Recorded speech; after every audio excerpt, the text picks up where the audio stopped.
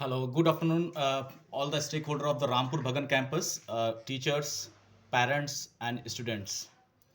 मेरा नाम सत्यदेव श्रीवास्तव है। पिछले साल मैं थोड़ा अनजान था, अभी भी अनजान बना हूँ, सभी लोगों से शायद मेरी मुलाकात नहीं हो पाई है। तो ऑलमोस्ट ये सेशन ख़त्म होने वाला है, एक हफ्ते बाद हम लोग नेक्स्ट सेशन के लिए एंटर कर रहे हैं। तो एक नटशेल में हम बात करना चाहते हैं कि एक साल के अंदर हम लोग ने कहाँ पर थे, कहाँ पर पहुँचे हैं और क्या करने जा रहे हैं इस बार। तो नटशेल में हम बात करना चाहते हैं। तो रामपुर भगन की बात करते हैं तो 14 फरवरी को हम लोग का एग्रीमेंट हुआ था और 14 फरवरी को हम लोग basically we started a class. और जब हम लोग पहुँचे थे तो बिल्कुल रामपुर भगन में कुछ भी नहीं था, मतलब हम लोग को तो बेसिकली कुछ भी नहीं पता था और आप लोग के मदद से हम लोग मतलब वी आर ऑलमोस्ट 150 नंबर हमारे पास थे इस साल। और मतलब हम लोग को कुछ भी नहीं पता था कि कौन सा गांव है, कौन सा पता है, जस्ट हम लोग रामपुर भगन टाउन को जानते थे और टाउन में भी किसी का कोई परिचय नहीं था और एक आज की डेट में एक बड़ा परिवार बन गया है। मतलब जहाँ पर हम एक थे वहाँ से आज हम 150 बन गए हैं basically. So thanks to all the parents and fraternity those who has helped us in elevating the education standards in Rampur Bhagan campus. तो रामपुर भगन कैंपस में हम लोग जब आए थे तो एक ऑब्जेक्टिव लेकर आए थे कि हम लोग को मतलब एक जो प्री प्राइमरी क्लासेस चलती हैं, जो छोटे बच्चों की क्लासेस चलती हैं, उसको यूनिक ढंग से चलाना है। यूनिक ढंग मीन्स वो जो नॉर्मल कल्चर चलता है हम लोग का कि ABCD पढ़ा दिया, काका गगा पढ़ा दिया, उस पर नहीं चलना है। उस ढर्रे पे हम काम नहीं कर सकते और ना करना है हमको। हम लोग ने नई शिक्षा नीति को बिल्कुल गले से लगाया है और उसी के आधार पर काम कर रहे हैं। तो सबसे पहली जो हम अगर नटशेल में देखते हैं तो हमारे जो टीचर्स थे उन्होंने काफ़ी अच्छा प्रयास किया था कि जो छोटे बच्चे थे उनको एक्टिविटी के माध्यम से पढ़ाना। सबसे अच्छा जो एक्टिविटी हुआ है वो रामपुर भगन कैंपस में हुआ है कंपेयर टू जाना बाजार एंड बेरूगंज। तो आप लोगों ने भी देखा होगा बच्चे सारे, जैसे अभी प्रीपोजिशन का एक श्वेता मैम ने प्रीपोजिशन का पढ़ाया था, मुझे भी अगर कोई पूछ लेता भाई what is preposition called, I can not explain in very few words, but उन्होंने जिस तरह से डिमॉन्स्ट्रेट किया था, जिस तरह से दिखाया था बच्चों को कि प्रीपोजिशन ये होता है, वो उनके माइंड में बैठ जाता है। बोलते ना action speaks louder than the words. मतलब जो आपके काम कोई भी आप करके दिखाते हैं वो ज़्यादा समझ में आता है रादर देन द कि हम उसको थ्योरी पढ़ाएं उसकी। उसी मॉडल पे हम लोग काम कर रहे हैं। तो इस साल अभी जो हम लोग ने लास्ट ईयर देखा था, लास्ट ईयर में कुछ छोटी मोटी प्रॉब्लम हुई थी रामपुर भवन में। पहली चीज़ हम लोग की अंडरस्टैंडिंग की प्रॉब्लम थी कि हम लोग कुछ, कई लोग समझे भैया ये लोग यहाँ रुकेंगे कि क्लोज कर देंगे कि क्या हो जाएगा क्या नहीं हो जाएगा। ऐसा कुछ भी नहीं था और आप लोग ने एक साल देखा हम लोग ने कंटिन्यूसली क्लासेस चलाई हैं एंड अनुराग जी के नेतृत्व में लगभग 15 टीचर की टीम है पूरी और उन टीचरों ने भरपूर मेहनत किया है। स्पेशली मैं थैंक्स देना चाहूँगा मिस्टर पुष्पेंद्र को, बिकॉज वहाँ गांव में इंग्लिश का कल्चर ही नहीं बोलने का। वो कल्चर हम लोग अडॉप्ट करना चाह रहे थे, वो कल्चर हम लोग उनके बच्चों के खून में डालना चाह रहे थे कि बच्चे कभी भी यहाँ से अगर बाहर निकलते हैं तो उनको वो सामना ना करना पड़े कि जो शहर के स्कूल के बच्चों को, मतलब शहर के स्कूल के बच्चे मतलब they can not speak out in English, because I am from Navodaya Vidyalaya. Navodaya Vidyalaya में भी कल्चर नहीं था कि मतलब बच्चे इंग्लिश में बात करें। लेकिन मुझे जो डिफ़िकल्टीज़ हुई जब मैं बाहर बैंगलोर गया या वियतनाम गया या मतलब अदर साउथ एशियन कंट्रीज़ में विज़िट किया, सिंगापुर गया, तो वहाँ पे प्रॉब्लम क्या होती है, if you don't know English you can not survive. There nobody is known about the rupees और Hindi, you nobody, you everything is will be in English. And even आज की डेट में कहीं भी अगर आप किसी MNC कंपनीज़ में जाते हैं या किसी अच्छी जगह पर जाते हैं तो English spoken is very important. So we have given the paramount importance for the spoken English and उसको पुष्पे ने इनकलकेट किया है बच्चों में।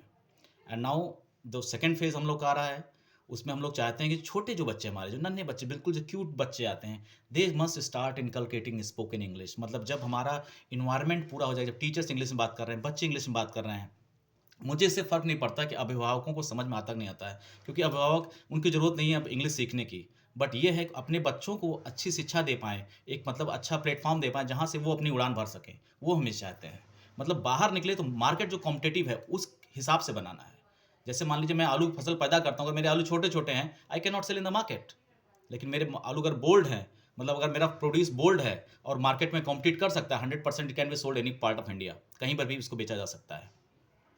कहने का तात्पर्य ये है कि हम लोग क्वालिटी पर फोकस कर रहे हैं। पिछले साल एक कमी आई थी कि कुछ गार्जियन की कमी थी कि फीस की रिसिप्ट नहीं मिल पा रही थी और उसका सबसे बड़ा प्रॉब्लम ये था, टेक्नोलॉजी तो हम लोग लेकर आए, लेकिन टेक्नोलॉजी फर्स्ट अटेम्प्ट में ऐसा नहीं होता 100% सक्सेस होती है, तो 90% वो सक्सेस साइल से 10% लैग करता था। कभी लाइट नहीं है तो प्रिंट नहीं निकल पाता, तो आपके व्हाट्सएप पे चला गया and some mistakes were there in the app also कि उसमें पुरानी फीस ले रहा है, ये है वो है, ऑल दोज थिंग्स।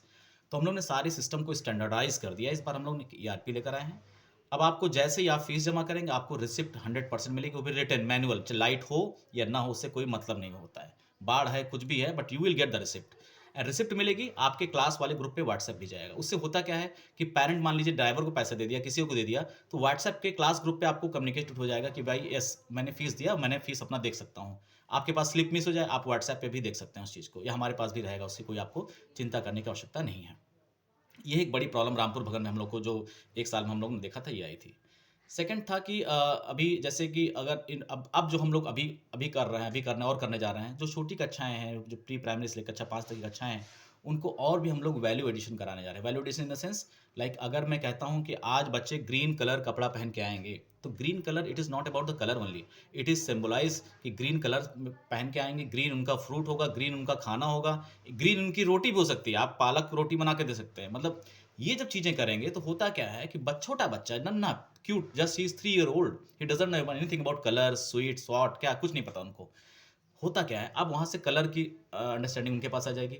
टेस्ट कौन सा था, सोर है कि स्वीट है कि स्पाइसी है, ये उनको पता चलने लगेगा।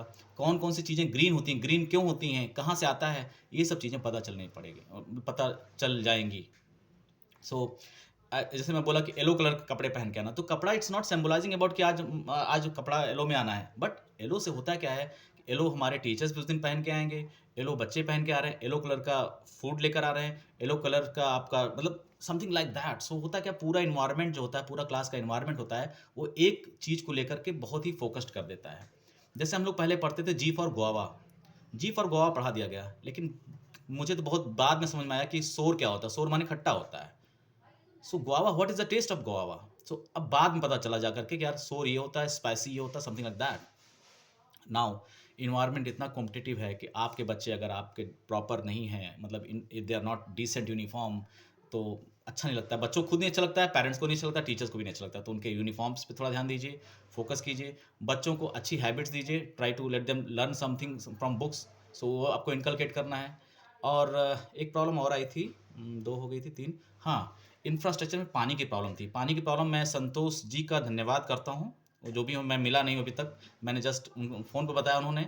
और वाक़ई में मतलब जिस जो प्रॉब्लम हम लोग को लगभग हम लोग पैसे के कारण रुके पड़े थे, क्योंकि उतने फंड हम लोग पास नहीं हो पा रहे थे हम लोग कि रिवर्स ऑस्मोसिस का आरओ का सेटअप करा पाएँ वहाँ पर। सेटअप करा भी देते तो बिजली की प्रॉब्लम आती। उन्होंने बोला कि इसको रीबोर करा दीजिए, और रीबोर आज हो गया है, आज शायद पानी की प्रॉब्लम सॉल्व हो गई, रीबोर हो गया है, and it is really I am very thankful to the my parents fraternity कि उन्होंने छोटा-सा एक कॉल किया हमको, बहुत गुस्से में उन्होंने फ़ोन किया था, और मैं भी उस दिन शायद थोड़ा-सा एग्रेसिव मूड में था, क्योंकि मेरा भी कुछ काम गड़बड़ चल रहा था, समथिंग लाइक दैट। और तो उस समय मैंने भी, लेकिन जो उन्होंने कहा मैंने उसको एक्सेप्ट किया, एडमिट किया, और उन्होंने सीधे बोला प्रधान से बात कीजिए, आपकी प्रॉब्लम सॉल्व हो जाएगी। मैंने बात किया प्रधान से, आज जाके प्रॉब्लम सॉल्व हो गई है। So thanks to parent fraternity. बाकी बाकी चीज़ें आप देख ही रहे हैं कि अभी जो चल रहा है कि हम लोग न्यू एजुकेशन पॉलिसी को एकदम अडॉप्ट कर लिए हैं, और स्पोकन पे फोकस कर रहे हैं, बच्चों की फोकस कर रहे हैं। अब होगा क्या कि जो आपको अब इस बार होना क्या है, एक बार नया चीज़ आया है हम लोग का, हमारे पास जब पिछले साल स्टार्ट किए थे, बहुत जल्दी हम लोग स्टार्ट किए थे पिछले साल, क्योंकि टाइम नहीं था। तो इस बार हो है क्या कि प्लान बना रहे हैं। प्लान मतलब होता क्या है, जैसे कि अगर कोई ट्रेन दिल्ली से चलती है, और तो उसका टाइम फिक्स होता है, 7 o'clock दिल्ली छूटेगी, फिर उसके बाद में गाजियाबाद पहुँचेगी, कानपुर पहुँचेगी, लखनऊ पहुँचेगी, फैज़ाबाद पहुँचेगी। टाइम फिक्स्ड है, एक ड्राइवर ड्राइव कर रहा है अपना, लेके आ रहा है, और उसी हिसाब से लोग काम कर रहे हैं। हमारे पास एकेडमिक कैलेंडर नहीं था। एकेडमिक कैलेंडर होता क्या है कि जैसे कक्षा 6 में मान लीजिए साइंस पढ़ाना है, तो साइंस का किस चैप्टर, मतलब पहले चैप्टर में क्या-क्या पढ़ाया जाना है, किस डेट से किस डेट तक ये चैप्टर पढ़ाया जाएगा, उसमें क्या-क्या एक्टिविटीज़ कराई जाएँगी, वो सारी आज की डेट में जाना बाज़ार की टीम ने सारी ग्रुप के लिए बनाया है, पूरे ग्रुप के, चाहे वो बेरूगंज का हो, चाहे वो रामपुर बगन का हो, चाहे जाना बाज़ार का हो। सारे कैंपस में सेम बुक्स चल रही हैं, और सेम काइंड ऑफ एनवायरनमेंट हम लोग इनकलकेट कर रहे हैं। अब होगा क्या, वो कॉपीज़ आपको मिल जाएँगी। थर्ड आता है रूल बुक। विद्यालय के पास में पहले कोई स्ट्रक्चर्ड, हम लोग ओरली बोलते थे कि फीस तब जमा कीजिए, ये कीजिए, वो कीजिए, ये नियम, वो नियम। अच्छा नहीं लगता है, लेट इट बी स्ट्रक्चर्ड। तो इस बार हम लोग ने स्ट्रक्चर्ड होकर के सारे रूल्स को बनाए हैं। उसकी कॉपीज़ आपको रजिस्ट्रेशन जैसे आप कराते हैं, आपको कॉपीज़ मिल जाएँगी। आप उसमें लीव कैलेंडर देख सकते हैं, एग्ज़ाम का देख सकते हैं, कब-कब छुट्टियाँ हैं, किसी को फ़ोन करने की कोई आवश्यकता नहीं है। आप वहाँ देख सकते हैं उसमें क्या-क्या है, क्या नहीं है। और मतलब सारी एक्टिविटीज़ को हम लोग इनकलकेट किए हैं। बहुत ऑर्गेनाइज़्ड स्ट्रक्चर में इस बार हम लोग चलने का प्लान किए हैं। तो एडमिशन्स ओपन भी हैं, अभी जो भी आपके आस-पास में जो भी लोग एडमिशन्स कराना चाहते हैं, हाँ, फ़ीस कोई चेंज नहीं है, फ़ीस जो पिछले साल थी, वही फ़ीस रहेगी इस साल भी।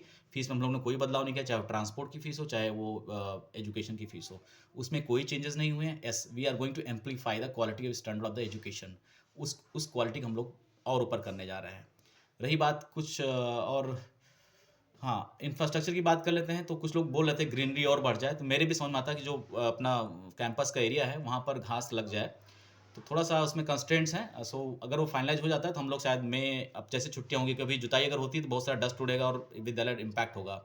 तो हम लोग सोच रहे थे जैसे ही समर वेकेशन स्टार्ट होता है मई के बाद में, जून में, तो हम लोग मई या जून में उसको कल्टीवेट करके ग्रासलैंड बना देंगे। तो उससे होगा क्या, विद्यालय का कैंपस और खूबसूरत लगने लगेगा, जैसा कि आप लोग चाह रहे हैं।